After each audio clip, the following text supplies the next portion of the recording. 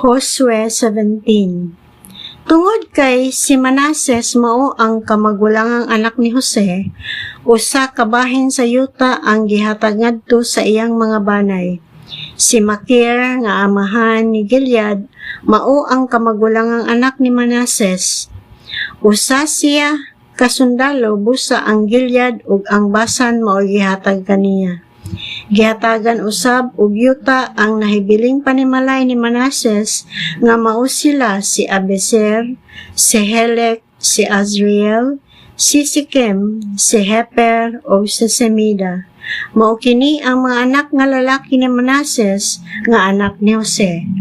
Sila ang mga pangulo sa mga panimalay. Si Jelophehad anak ni Heper, nga anak ni Gilead, nga anak ni Makir, nga anak ni Manases, walay mga anak nga lalaki kundili mga babae lamang, nga mao sila si Maala, Noah, Hegla, Milka ug Tirza. Nangadto sila kang Eleazar ang pari ug kang Josue nga anak ni Nun ug sa mga pangulo ug miingon. Ang Ginoo nagsugo kang Moises sa paghatag kanamo ug sa among mga paryente nga lalaki ug bahin sa yuta. Busa sumala sa sugo sa Ginoo sila ug ang mga igsuong lalaki sa ilang amahan gipanghatagan og yuta. Busa dugang sa Gilead ug sa Basan sa tabok sa Jordan. Si Manases nakadawat og napulo ka bahin.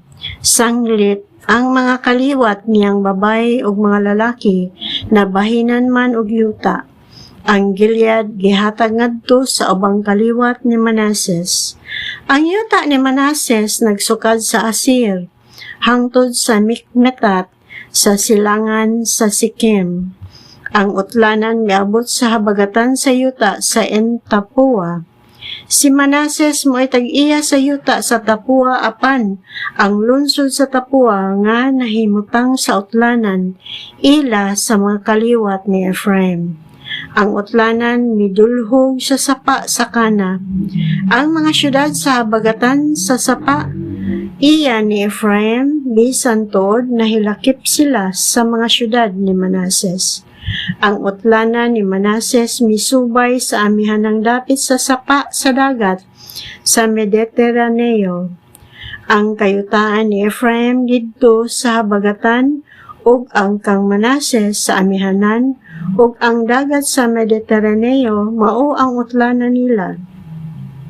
Ang ilang yuta miabot sa Aser sa amihanang kasadpan ug sa Isakar sa amihanang silangan.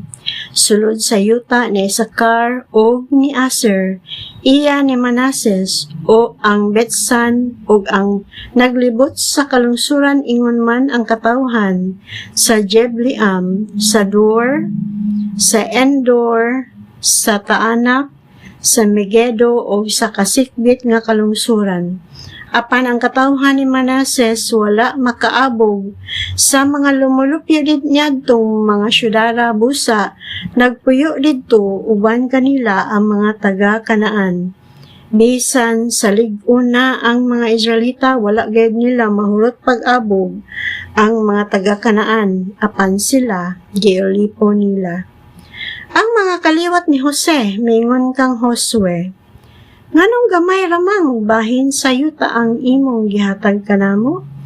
Daghan kami kaayo tungod kay gipanalanginan man kami sa Ginoo. Si Josue mitubag, kung daghan kamo kaayo gamay ra alang kaninyo ang kabungturan sa Ephraim, pangadto kamo sa kalasangan sa paghawan kamog dapit alang kaninyo sa yuta sa mga Peresihanon o sa mga Lipaihanon. Ang mga kaliwat ni Jose miingon, ang kabungturan dili paigo kanamo apan ang mga taga-Kanaan sa kapatagan adunay mga karwahe nga puthaw. Ang mga taga-Kanaan sa Betsan o sa kasikbit nga kalungsuran nagbaton usab niini ingon man ang anaa sa walog sa Jezreel. Giingnan ni Josue ang mga banay ni Ephraim ug ni Manases. Daghan kamo kaayo o gamhanan Busa dili kay usara kabahin ang inyo. Mainyo ang kabungturan. Bisan kun lasang kini, mahinluan ninyo kini ug mapanag-iya hangtod ang kinatumyan niini.